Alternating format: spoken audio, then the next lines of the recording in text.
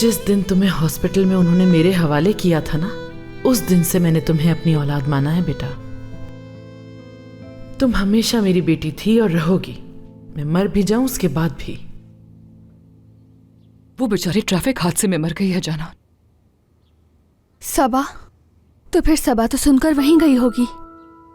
मुझे भी ये लगता है। मुझे आयशा के लिए बहुत अफसोस हो रहा है।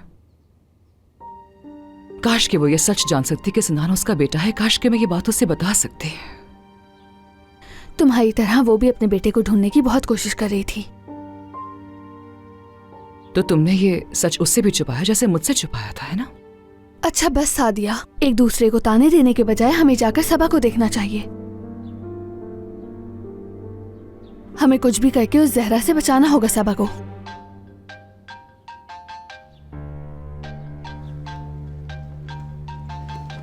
चलो चलें।